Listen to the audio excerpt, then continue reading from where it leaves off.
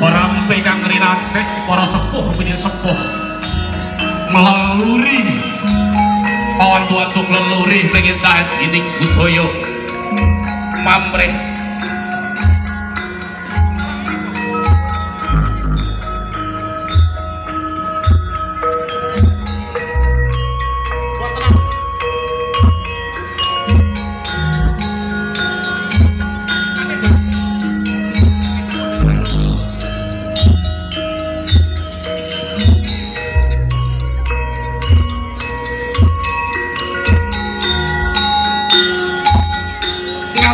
Agung terpo pami wilujeng rawuh saka katur para budaya ingkang kebak sutresna stantulaken endah dening budaya dampyak pabarisan ingkang lajeng kawis tinggal blegering lumampah mongko ing batos tubuh mung meminta ngarsa dalem Gusti binakan pinayungan karo jangkau bagas wasan keselamatan tubuh mbabar daya pangalibawa laksitane gesang wonten ing alam padang jagat raya menika tansah kegendelan ing peruncaling nenggih pangatresni Gusti kang Maha Kawasa tundhanipun mbabar daya pangalibawa praja tanpa rupa sakara Uripnya dampak kesentuh ngarsa dinas pariwisata kebudayaan Triun Bopo Sunyata kadhiraken begodo pangarsa saking dinas pariwisata kebudayaan Kabupaten Kendari. Triyogi iku biyokan gitu ya, Bung. Sagung para begodo candhaipun adibasana hamlas wadana Masa aku ngarep dhewe ora guys. JJ kuwi bangsa pangkat-pangkat gede. Adi semboyo mongko lajeng kanthi ates tanjati jaturing atas samya ham aku diawas padane lira rajake para pangsa jodho para lah mekono itu tari dengan tulkan dereakan sang Gusti Ayu menawa praman kitanipun para ayu kang berita terang kantor piye para prajurit tampa aku basan kan tegas papan lepat disae gitu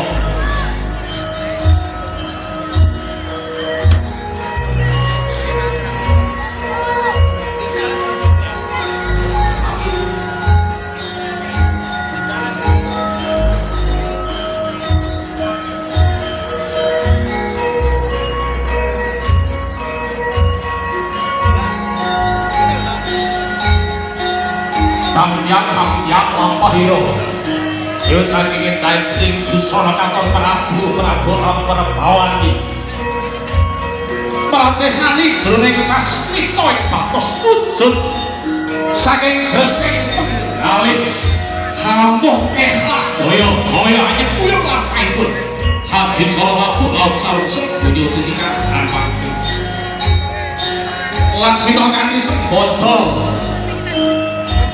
Rahayu Widodo Wilujeng Slamet tapi berkah saya ngarsa dalem Gusti kang Maha Agung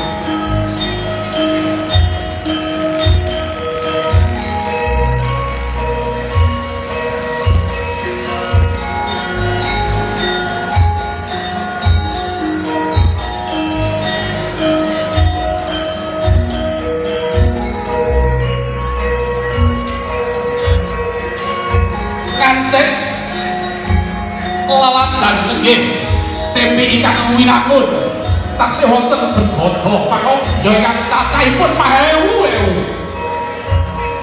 menawa saking manggolane ngraos para nelayan patre pinggih ingkang hanyut kuyung karsa Siap malih hanya kuyung ngarasa meringati cara margananipun.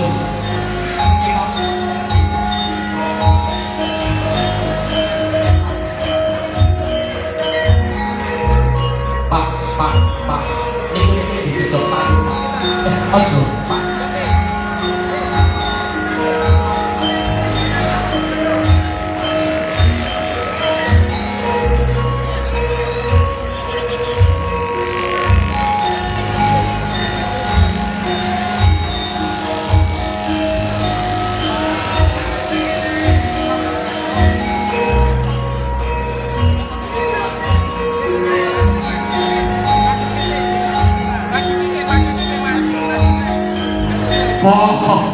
Bolo bukoto maneka warna cakrik suka prani sukantira ora maneka nelayan ingkang ikhlase galih najan ucul probya pinter mawon kayata biya wiwit jam 9.00 ampun boten saged nendra hal saking gedang sem lan parwipun yen tekara saestu hayang kuyung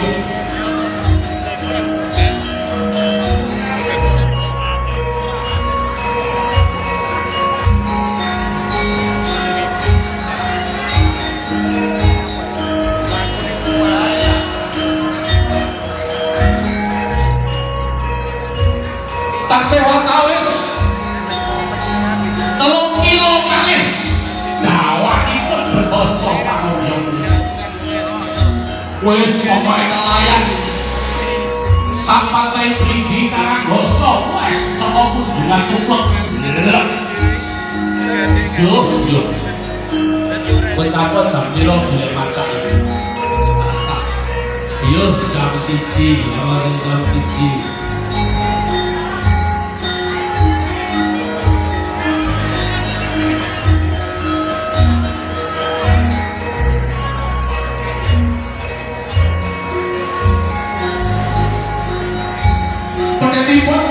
Barisan yo nggih menika wujudipun drambek saking para putra siswa ingkang nderek pangayu bagyo matur suwun katur para pembina ingkang sampun kasebut ing kelas 3 wedawane nggih akayu bagyo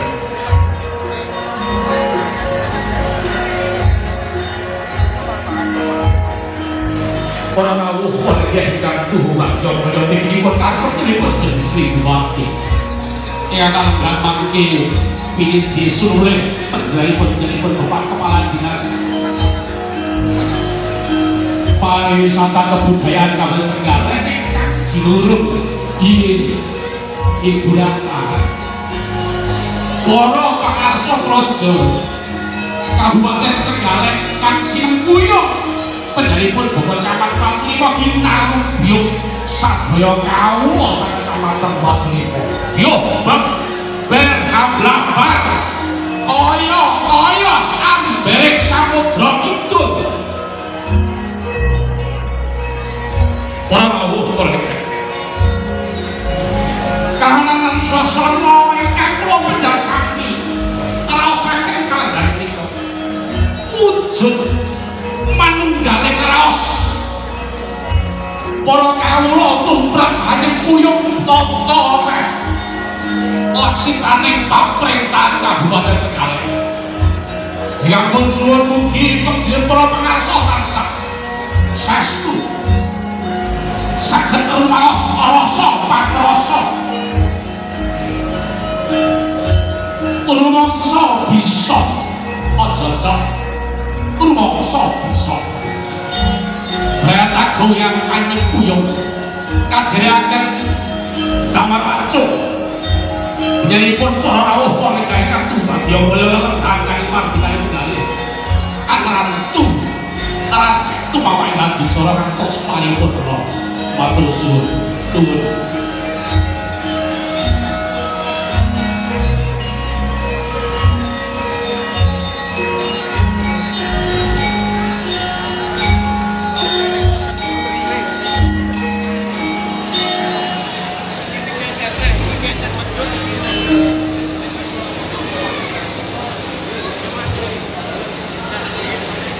Ji.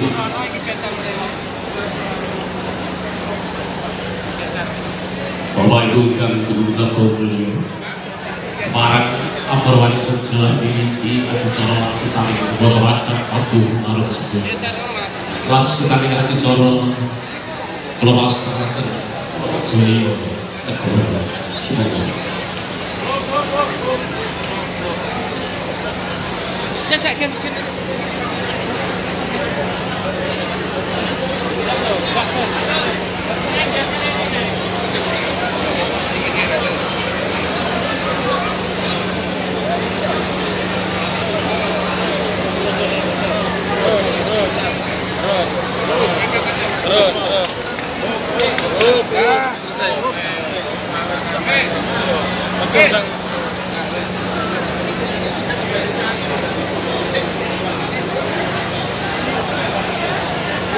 Assalamualaikum warahmatullahi wabarakatuh.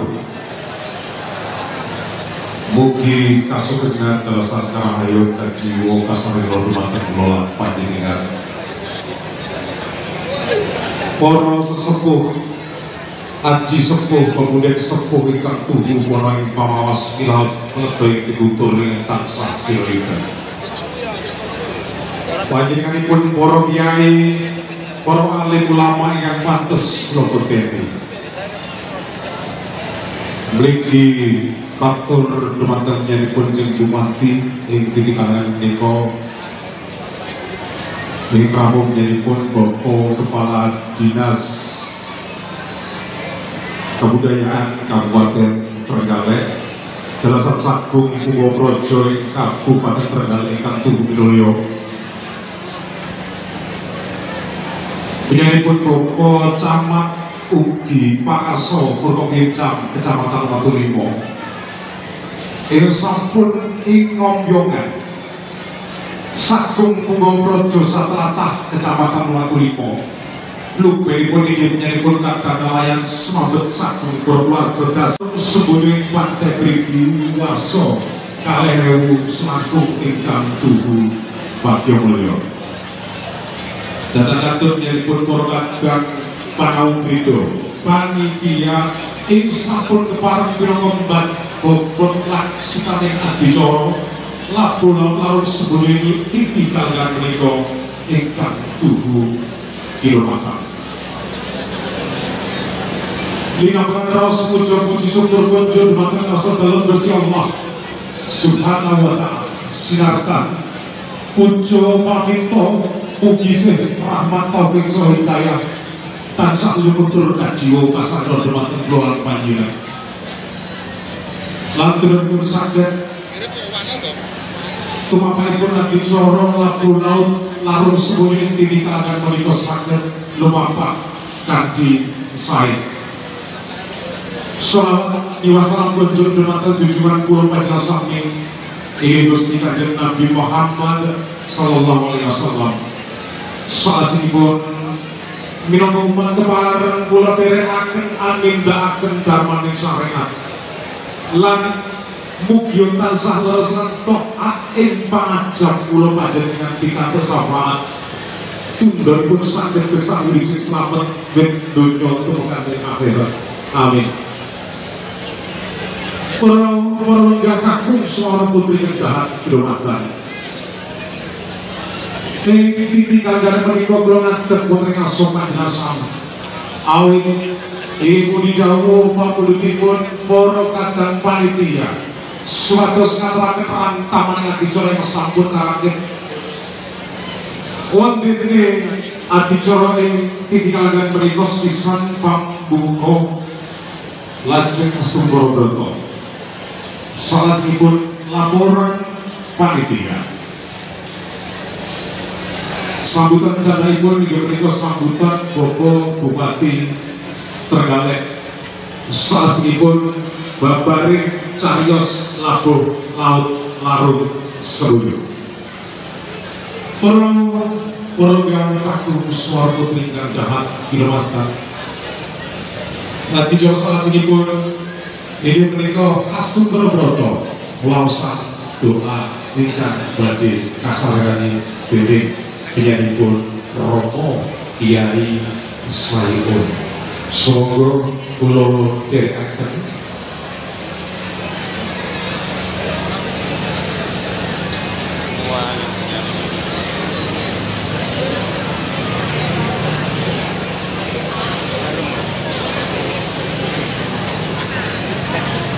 Assalamualaikum warahmatullahi wabarakatuh.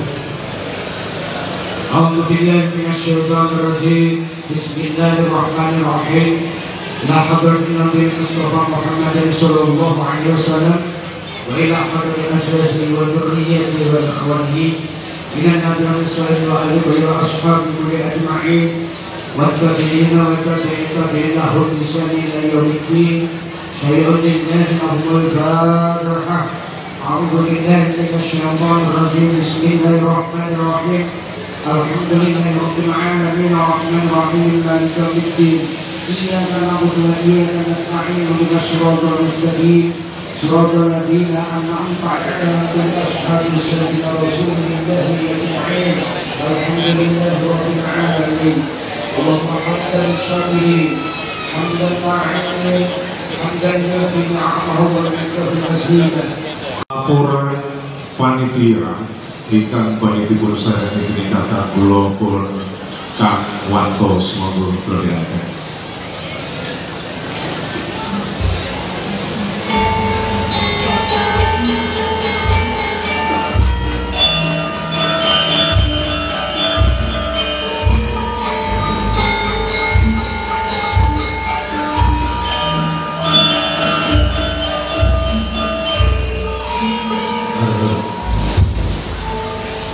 Assalamualaikum warahmatullahi wabarakatuh.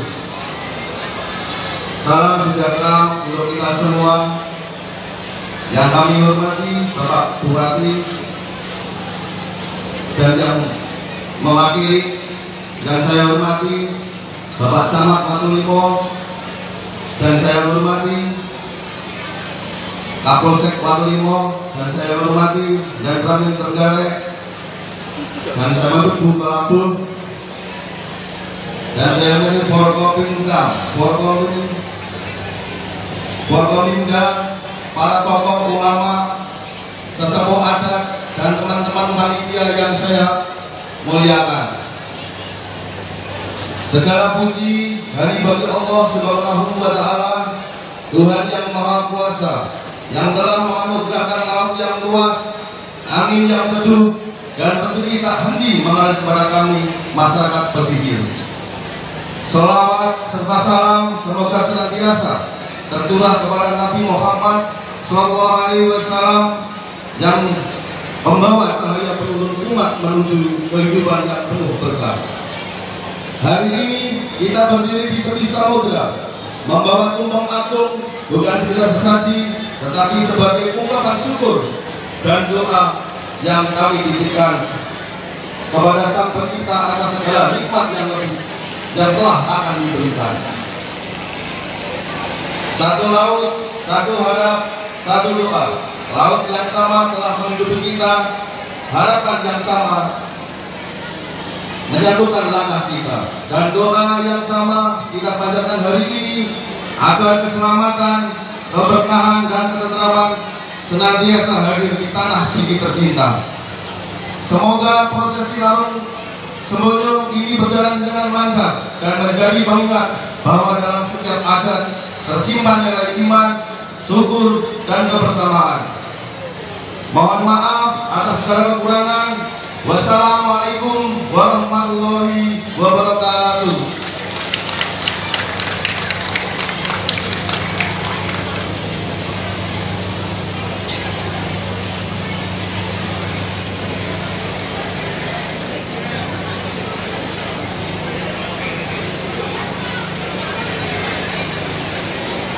Perau perlega kakung soal tinggal dan kilometer saat ini pun sambutan Bupati Trenggalek ingkang ektiti kalian berikut pun saya ditengah penyanyi pun Kepala Dinas Pariwisata dan Kebudayaan dumateng menjadi pun Bapak Sunyoto Marjika saking Paleban tujuh sasana dawuh sampun samapta.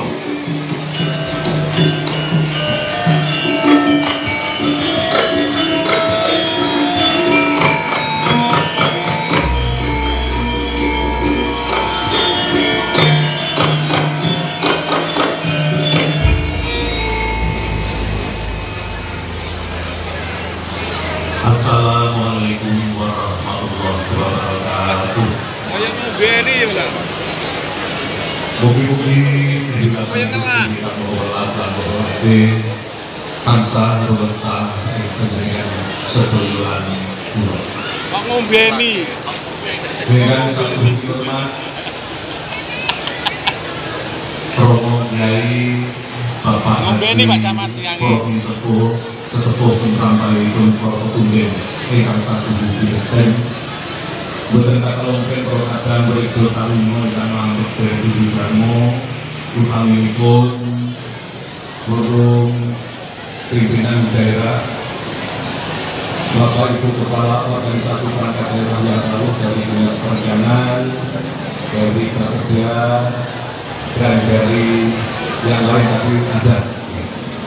Tak lupa kepada Pak Camat segenap Provinsan Batu Limo, Pak Kapolsek, Pak Ladrami, berkesupen poro temanggani adat ingkang mapan wonten Kecamatan Batu Limo lan sakti botenipun. Saderengipun kula matur Bapak Ibu, monggo kula dherekaken ngapuraken Rasulullah tahun kalih selangkung.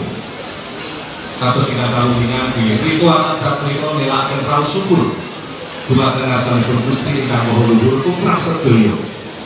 Peparing ingkang sampun kepungkur. Laku dipandhungan dumateng asalipun Gusti Allah dening masyarakat nelayan Trigilan sak kiwa-kiwanipun. Mugi-mugi rezeki ruwetah kathah ing wekdal ingkang dadi dateng mrikipun mimo ingkang saking pesisir kidul. Salintungipun menika ugi nyuwun kawilujengan kabagas warasan miwah kabagyan lan katentreman mrikipun dawyapun ingkang mapan wonten ing tlatah ugi Batu Limo lan sakiwanipun. Kula kinten kok menika adicara adat ingkang dipun maksani ingkang menika tujuan lan ancasipun mugi-mugi sak lami andadosaken budaya ing Kabupaten Trenggalek Banten. Wonten sesebatan saking ngarsa dalem pakubuhan sekawan ing Surakarta bilih kuncara luhuring budaya menika awit saking budaya. Kuncara luhuring bangsa menika awit saking budaya. Lan adat menika salah satunggaling unsur budaya ingkang pati kedhaton lestari. Bebilih makaten lan semanten sebesar malih donga keberkahan untuk dumateng masyarakat pribumi bangsa ini. Iwasana nyatun bukan kampatipun matur nuwun ingkang nyatosanipun bila kita berdaya pada. Assalamualaikum warahmatullahi wabarakatuh.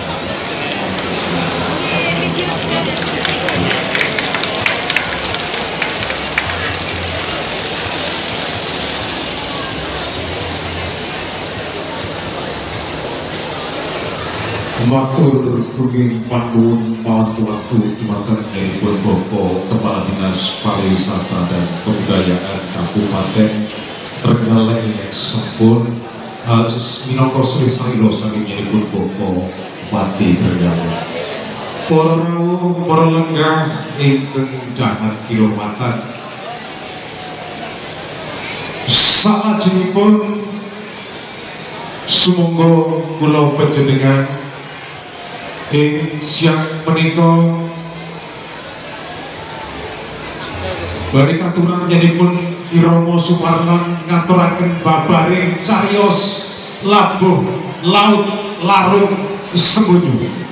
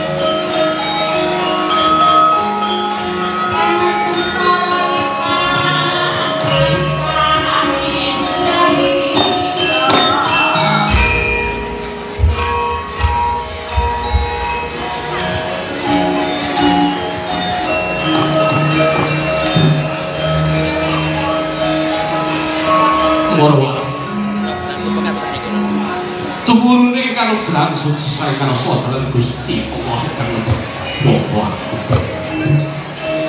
lumeber kajiwa kasarira ing pejantasan kuwa ingkang saged hanjering parigyan menika Purwomadya Wasana nuwun mugi nepak mawi-mawi jaring para kina tebih saking Sikudenda kula marang-marang suwani karsa bangsa boti-botipun piniji kinang ngaturaken cariyos rakyat menggah laksitane adicara manuk labuh laut alun sebunyi tlatah mriki menika mugi cariyos mangke sageta pinangka kaca pangilon kaca benggala tumrap anak putu trah perigi lan sakiwa temanipun sumarang babat agung cerita menika mugi boten dados amung tontonan minangka cerita kaya wala tanpa dulung nanging nemu suraos luhung tumrap lalabuh labetipun panjenengan ingkang minulaya Raden Kramadipok nuwun panjenenganipun Raden Kramadipok menika sinebab prajurit Mataram ingkang pinunjul ingkang boten tedas papak baluning pandhesisaning Guntrandra tinatah pendat Jimara menter nyangkul Jiji Baragung polos manteng ngelar jajan Mataram ngertos yen to ora raja-raja jauh ingkang namung ngegungaken naklokaken nggih suyuting ratu sakaran kenipun mongko titi moksa badhe bakal lebur hancur lajeng kagungan pamikir luhur nggih melar jajan pinangka papan pagesanganipun para kawula kasungatan titikal gampangke para menungso kang tinitah wonten ing tlatah menika sampun mahewu-ewu Raden Tumenggung Kramadipok nyendikaning dawuh luhur saking panjenenganipun ingkang sinuwun pakarsa Mataram Dukala semanten laju nyuwun dipangestu kinanthi kadang sekawan Raden Yaudha Raden Yahudi Raden Prenggo Jayeng Adiloka lan Raden Prawira Kusuma saka lajeng sungkem pangabetos dhateng ngarsa dalem Kanjeng Ibu jalaran Kanjeng Ibu nebasang Gusti Allah katon ridha Allah fi ridha wanita Kanjeng Ibu nuwun sembah kula punjuk kula nyuwun pangestu kula sakadang badhe ngendikaning dawuh luhur saking sampun sinuwun badhe kelaran jajahan wonten ing tepis wiringing seganten kidul Kanjeng Ibu ya anakku tak pangespon muga sejo luhur pirekan kaspon dalam Gusti ya Kanjeng Ibu matur suwun kemarin kula badhe bicara saka lajeng panjenenganipun Raden Kramadipok bidal kinanten kadang sekawan kala wau lajeng kinanten ugi para sepuh ingkang dherekaken nggih yang amat adiwirya yang pamong kawitan saking tlatah pesisir sisih ilen piyambak praktek ing papan mriku lajeng para kadang-kadang HP iki wis teko dising samudra sisih kula niki mongko ayu padha dibutuhi daya tinukok pamrih papan iki bisa dadi papan pagesanganing para kawula besok sendika kakang sendika iya Raden kula dherekaken sakala lajeng amargi desik pambudi Budaya kuwi ambika ladan pesisir kang sisih yang piyambak lajeng Raden Tumenggung Negara Kawuh. Para dulur-dulurku kabeh, ora ana sing nyaut iki. Lamun tok besok ana wis rejaning jaman teko anak putu. Papan iki tak jenengake Pacitan.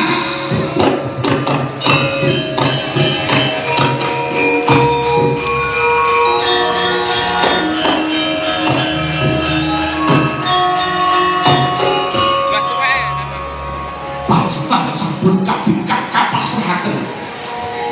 Yai kakangku Raden Yaudo monggo kang rumeksa rahayuning papan iku Udana sing jinaga monggo pasrahake jeneng sira sendika dawuh matur suwun sakala wis binungka Pacitan lajengaken lampah boten lega lamun boten ngantos sedaya tepes miring pesisir kidul lajeng lumampah Mangetan Kocapok dumugi laladan cisih kilenipun pesisir iki kadhet sakala para kakang kabeh pandhet sautara iki ana pesisir manah yang amat dirya nggih suwunipun menika wonten papan ugi ingkang sae monggo dipun budidaya pun bingkang sendika dawuh Kanjeng Eyang budidaya kabingkang laladan sakyanipun perigi menika sakwetanipun Pacitan lajeng sampun kasih ambika laladan pesisir menika Raden Tumenggung Negara lajeng dawuh kadya kaya papan mau kadang-kadang ku kabeh lan yang pamong monggo papan iki seneksen besok ayo dijenengake Subrem utawa Munjuan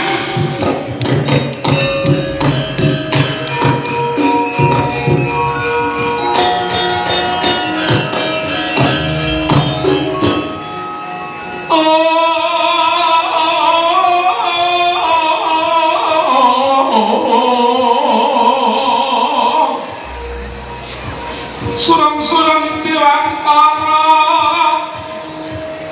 kiken rewas makan layon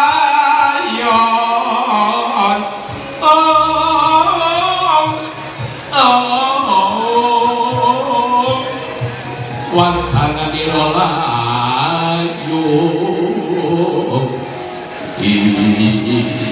Kocapok nalika wis ngancik melipir undangane ketutupan mongko lajeng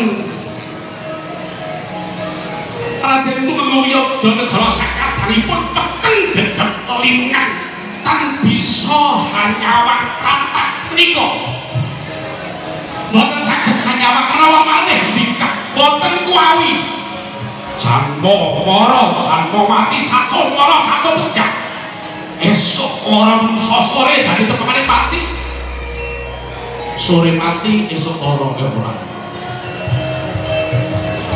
lajeng nyuwun dawuh sesembahan sinuwun sesepuh ingkang keneji yang amat padiwirya Kanjeng Eyang iki piye lalakone iki ngatet dipun tilang rumiyin mlipir pangaler dinten rumiyin kok menawi wate wonten kedahi Gusti lajeng saged hambuka laladan menika nderekaken Kanjeng Eyang lajeng salajengipun mlipir pangaler ngantos ing sakandhapipun Ardi utawi Gunung Smikul 12 Mangetan ngantos ing tlatah sak tengenipun laladan menika bos ngancik laladan iki byuh-byuh rada ado wis lampahe Kanjeng Eyang ayo dibudidaya dipinuka ini akan kula sedika dawuh kocako laladan sebab sampun kabikak lajeng dawuh Kanjeng Raden Tumenggung Yudanegara yang besok lamun to padha karo laladan loro mau yen to nganti wis iki dadi papan padungan ning para kawula monggo disekseni kabeh muga-muga karan papan iki kanthi papan jenenge sine utawi ndemuk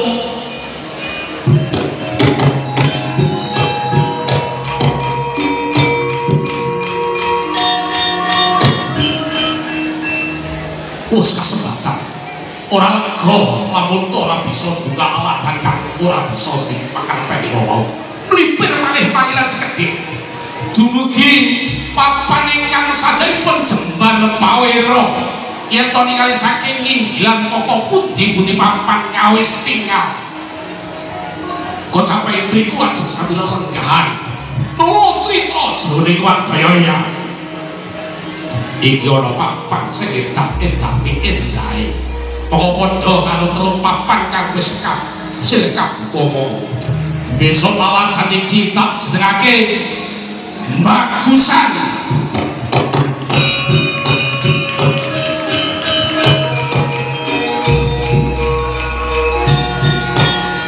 kapasrahaken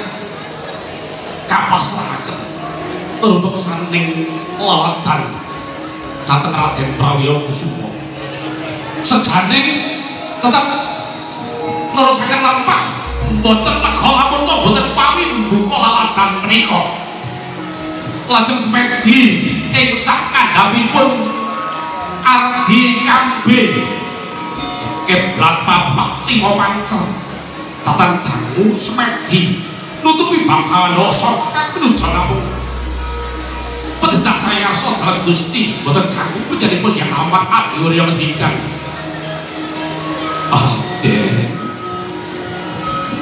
antuk wahsi Gusti kang maha kuwasa Kanjeng yang menapa iki panjenengan iki iso buka laladan begitu lamun panjenenganipun Raden Kersa Hanggarwa Putri Ayu Andhong Biru ing tengahan kang asma Putri Gambar Inten pripun Den Kanjeng yang yen to menika pinaka pangorbanan kula lan panjenengan tumrap anak putu besok awrat kadi menapa kula saged nglampahi eyang yen wonten monggo lajeng tindak kemawon ngeceng ngidul tangan dangu sumarat sumiyak pedhot hanggaken minyak paling pagi Raden Yudanegara lajeng paling pagi ngantos ing dan menika pinanggih sang Putri Ayu Putri Gambar Inten kapyuk rerebakan ngunandika Raden Tumenggung Yudanegara kisana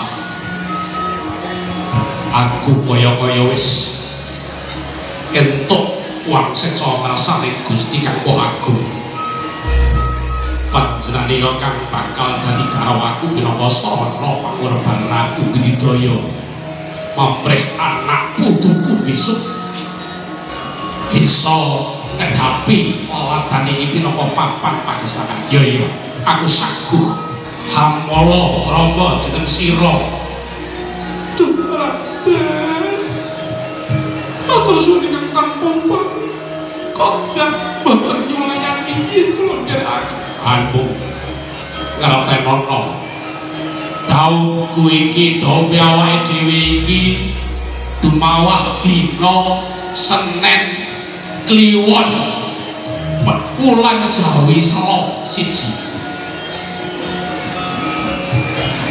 Kila palakramanipun lajeng dumawah dinten Senin Kliwon Wulan Sela.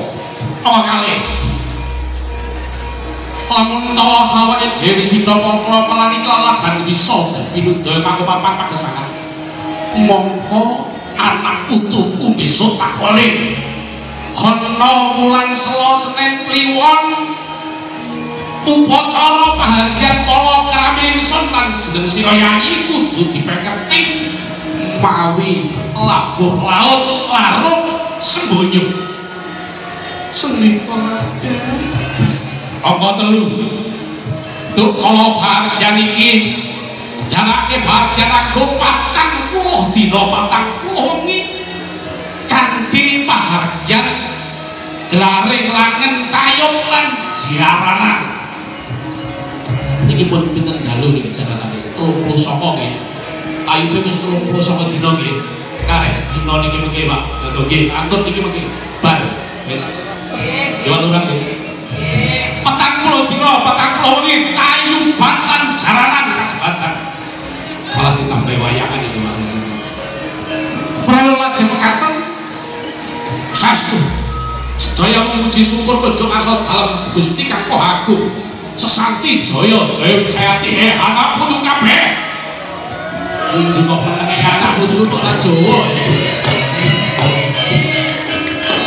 wis semono wae olehku marang sira sak samunipun Raden Tunggal kasil alhamdulillah dan menika pelaporan dhateng arsa dalam ingkang sinuwun Raden Mataram kaparingan jejuluk Raden Tunggal Yuda Negara.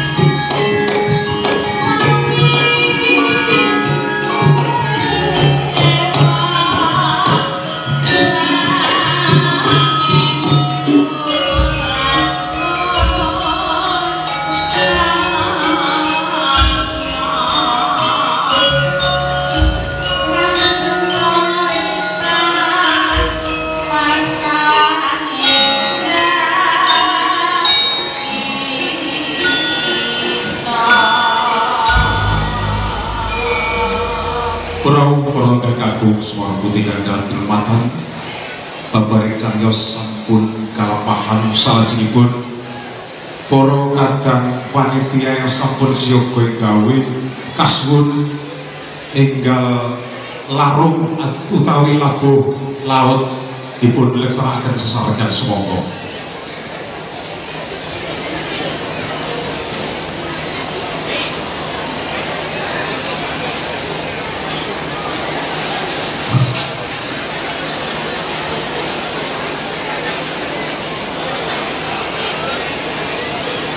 para rawuh ingkang tundul kemarin dengan laksitaning hati corong abu laut marang sebuah penyanipun jenis Citrati talah tunggu projo jadi berbobot campak berfincan sak kejibun tunggu projo mohon kesalahan sak panggalipun dari berbobot anak seni laksitaning labu laut marang sebuah isi ing samudra begitu pakurmatan panyuningan sodalan Gusti lancaran manguyu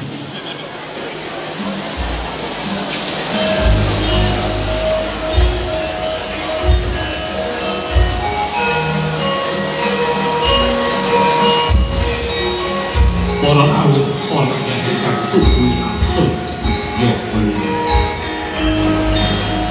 titiwaji kang kilogramekan sok dalem Gusti kang Maha Agung Nggih Allah Subhanahu wa taala ubarape saskita panyuwun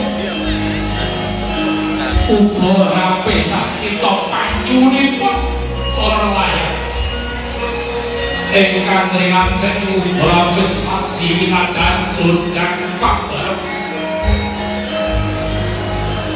kadhiraken tumpeng agung kemarin badhe kalarung ingkang samudra isi ing samudra itu wonten ing pantai Prigi ingkang tinandah marang geni sampun ngamaptaken lajeng sebodo kayai karya pringkel ingkas terginas para kang satya biyantan seni kasuwun paminta uga jurung ngarsa dumanipun para nelayan sanes wujud ibadah namung ngagungaken endah dening budaya sagung wujudan ubarape sesaji sanes pakarti lan wujud pangibadah sebisa mawon sanes pakarti lan wujud pangibadah namung wujud titahe Gusti kang harupi sedaya tetep jan ingkang menika sasmita lan wujud sesantinipun paminta para nelayan ingkang boten kahaturaken mawi basa nanging mawi basa sinandi kang sinebut sesaji Jawa Dewa Gaten linarung ingkang samudra kang ugi mangke menapa nggih pakan para mina kawonten ing samudra lajeng kumpul para mina babar pawira babar pawira kebaik samudra lajeng nelayan sampai Prigi lajeng berkah beruah barokah ikut bukti upaya kita nyakapi katetan kesangipun nyakapi balesmo untamaken mulyanipun para putra wayang ingkang pokok-pokok anggenipun maranata balesa wonten sasakitan kawan-kawan saha berkah tamu kalah tumindak kang lobat katindaken para nelayan sadangunipun Sundawa saya sampun tungkaping sesami ditampuk saged mudhamaraken seta samudra sakti sesambi yang lepat tumindak lampahipun ibadah panjenengan sadan Gusti Allah monggo mugi Gusti tansah paring pangapura tumraping nelayan Prigi lan Pangasaba Piat Agung kang nglirapse ing sesaji pelarungan gak sebut yang bisa malih pinama tengah ngeraham mereka tilabuh labetipun Agung Yudhanagara denya kuwawi bikak laladan menika lajeng salajengipun pun wastani laladan pantai Parigi utawi mriki Parigi wis karani genthok awit papan menika wujudipun genthok kados genthok Pilaka papan pangpoboga pangpolo astra prakadang nelayan pantai pinggiran sedaya sumabah wargi mongko tumuwus ingkang barokah minangka Girudidaya saben araina waremi pun syukuri minangka rejenikan kaparingaken Gusti tumrap para sedaya kadang nelayan setunggal boko sajuga samantane larung sedaya nun samantane kadang katindakan kanthi murwah ingkang mengatur mugi-mugi minangka tandha bersih penggalih pamintanipun tumrap budidaya upaya uga upaya wastra sarana upaya pinon samudra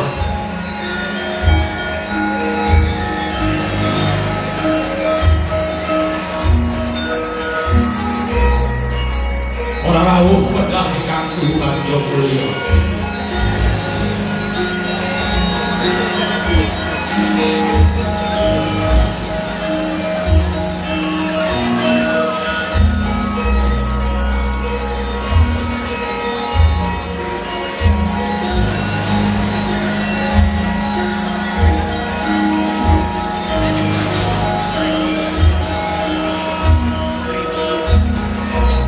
Duh sanjo para tamu ingkang mulya. Sareng tamtu panjenenganipun para panitia. Kalebatan kang sinandhang mudhun-mudhun ing samudra pangasami. Dewa dene ngaturaken panuwun ingkang tanpa pamindipun sedaya kewala. Sedaya kewala ingkang piji pinanggih kasuwun palilah inggih ketok jiwa raga lan prabeya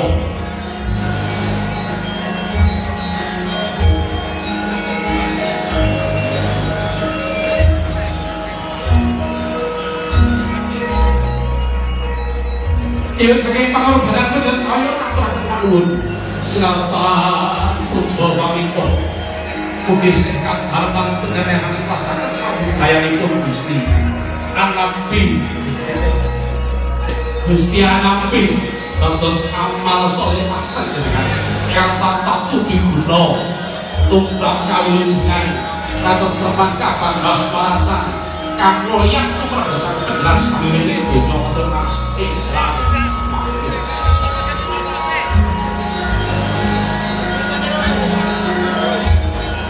semenipun tata cara kang kiket ingin dadi budaya Jawa katindakaken kanthi prawates tunggal bangsa sajuga papretan sing saking uger-ugere adat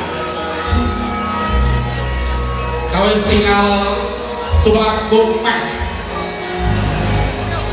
dumugi ing Suwon Sumping Segara Kidul Junjang Agung sampun kasta Junjang Agung ingkang minangka wadah ubara wis saksi kanggo babagan wau sampun tambah baita kang kliji angger terang samudra juga dherekaken pinten-pinten baita ingkang minangka pangobyongipun tiasa menika mapan wonten ing sajawinipun polan pelabuhan niku makin dherekaken ngantos tenang samudra kalih saged kapresanan kanthi pepatih kalih budi buyut urunipun marga nelayan ingkang saestu panunggal karsa cipta rasa kalih hamba bardaya pangidaya budidaya luhur lastane adicara kula karo sedoyo menika. Turanane ora laut laut sedoyo. Donga suci. Sagung pangalengan. Wujud sumber. Wujud rasutripun. Para kawula. Yang kate kados bang-bange Gusti Kang Kawasa yen sok-sok. Sing pinter nyukuri nikmate Gusti nikmatku. Moko bakal ditambah nikmate dene kosok malih. Sok-soko. Kalau ora nyukuri marang nikmate Gusti adab. Kasilakan kang bakal diberikan para kawula saproja. Ya mengatakan amun ngantos sepuluh babar wigatan karya bebasipun Pandudidaya menika wujud rasukur ingkang aluk-aluk semboyo katidya mati sampai berwak gawe nafas.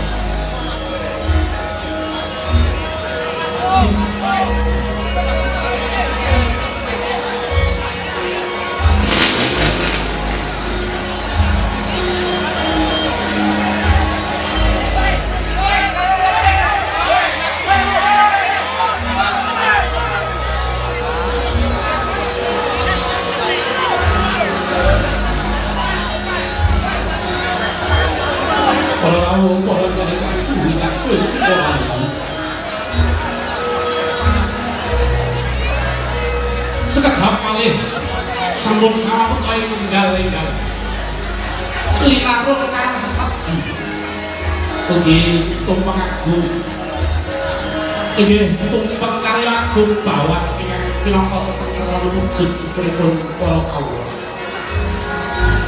kasuwun kula badhe donga pangestu Sabda Sintok disebut tapi saking ngerubito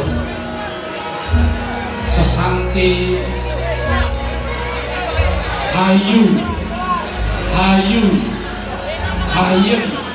angayomi suro dino jayani kang sobrak stok tekap pinane palas kan sesanti joyo sayanti rahayu satya pinanggi Gusti Pancapain kelasitan karung sebuluk wadaraken kalimat selajengipun sasana panjang kalasita kalajengan kedua pocong pakroman kalaturan proses sepuh ini kenapa mangsa ayuning praja para sepuh kang iki kenapa mangsa ayuning praja lan partai iki wonten 16 pakal sodo Tina ini jihan jadi mangsa ayuning partai iki harus dari pengadan bukan ya paling murah bukan kamu orang dengan bukan kalau sekarang dengan bulu seluruh kalau sekarang kami bergolong raden nganten mangu optik kan jadi bapak kalau walu selawati oh iya kalau sebesar cinta kalau selas yang disebut kalau air so apa apa tidak mau so kalau pasti Allah bisa nah dengan bukas bagian malam orang mengasah kalau maksa lahan menahan wolu lahan wolu lahan tinggi tapi kalau bagian lahan ayo sekarang gosok ayo sekarang jumlah lahan karena manipun pakuratan gede satu pada sekolah muncul-muncul orang teh sudah lalu sebelum kami sampurna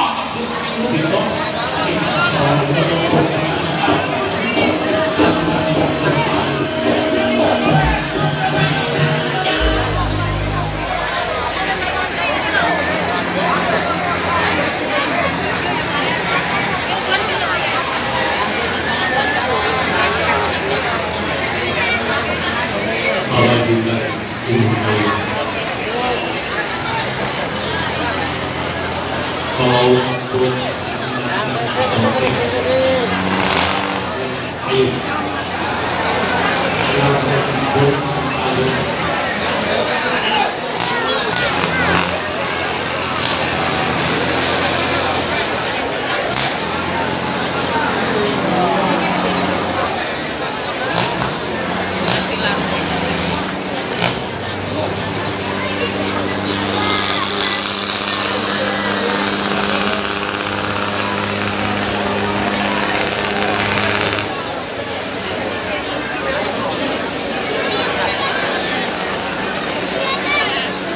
saya berbalik kepada Habib Muhammad SAW.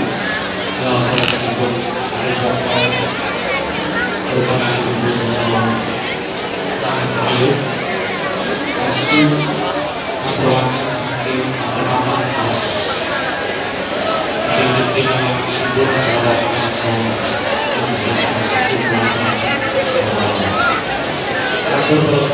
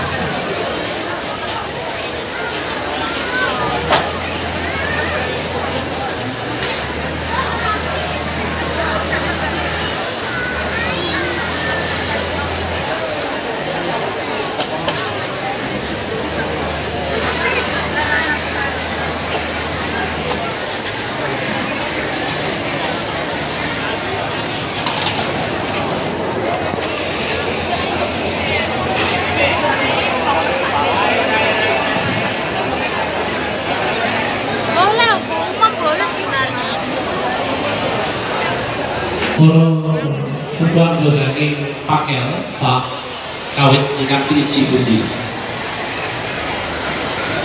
Menjauh nanti diberikan sedikit kesanipun mboten papan. Pundi Pak? Ingkang saking pakel Pak kawit. Kalau sepuh saking pakel pundi ingkang piniji.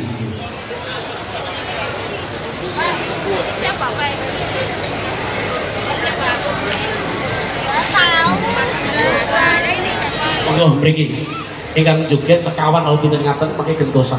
Nah, dintenipun pinarak mriki monggo. Nah.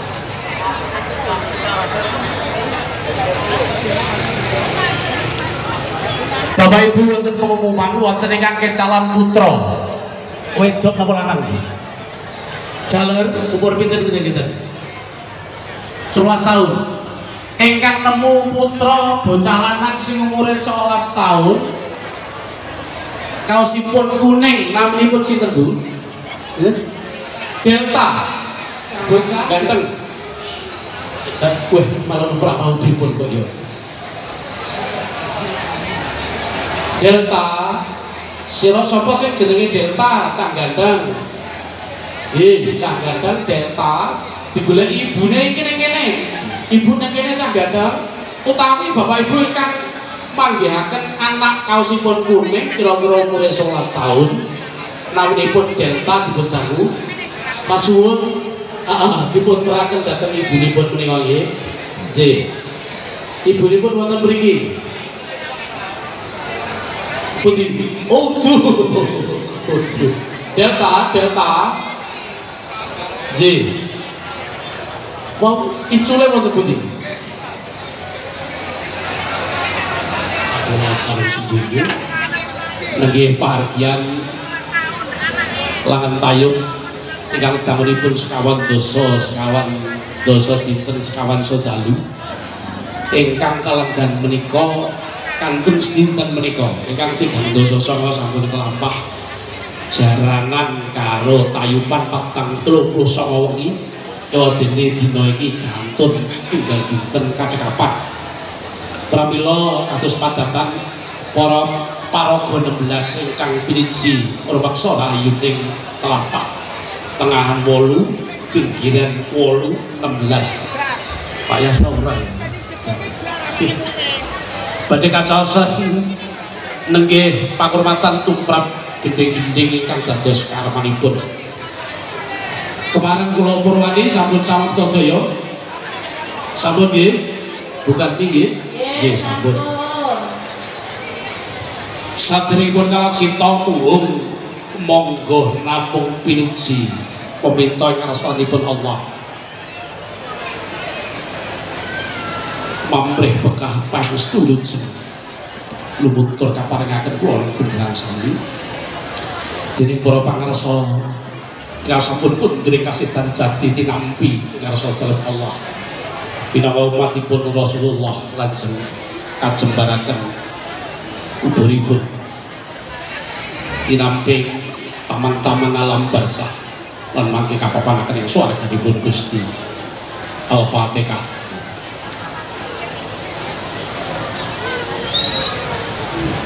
Nuwun panghormatan ingkang kaos pisan katur pepundhen kula sepisan Raden Tumenggung Tengahan karmanipun Gending Bundet.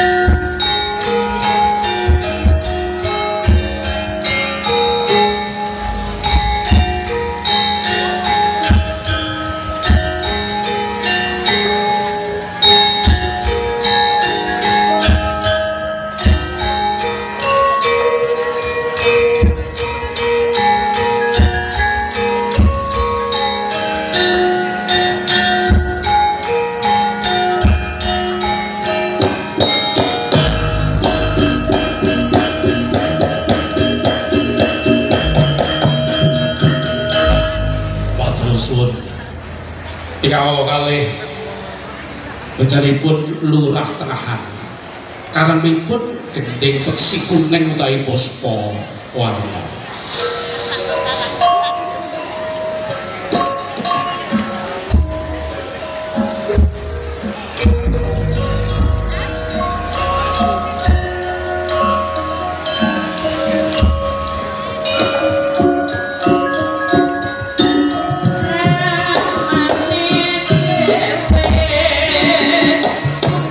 Randane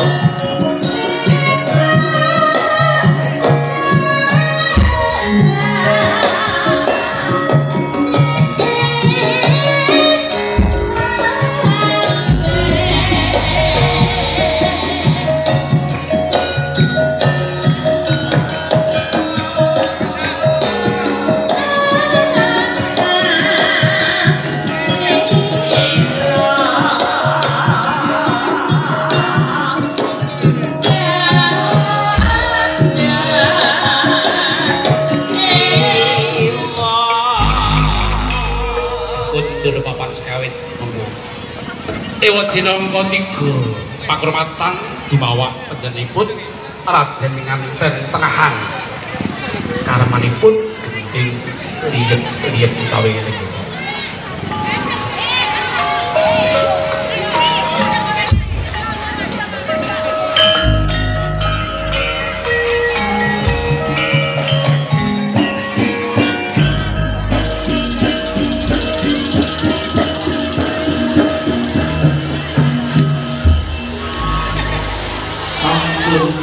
Kasebatan dengan kedatangan atas pakurmatan. Kalau sekawan di bawah menjadi bergerak dan mengambilkan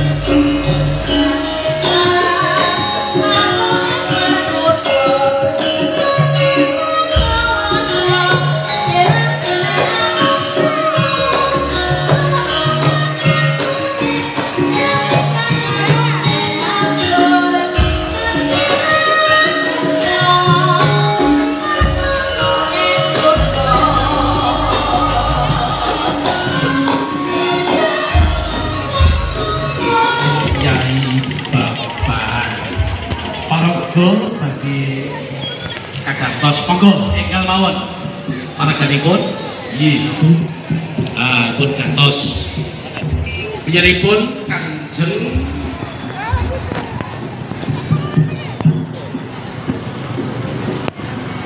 Kyai Babahan Dukulos Kanteng panjenenganipun yang wonten nggih Budaya Tayub karepanipun Pakai Pustawangon lajeng saestu Pustawangon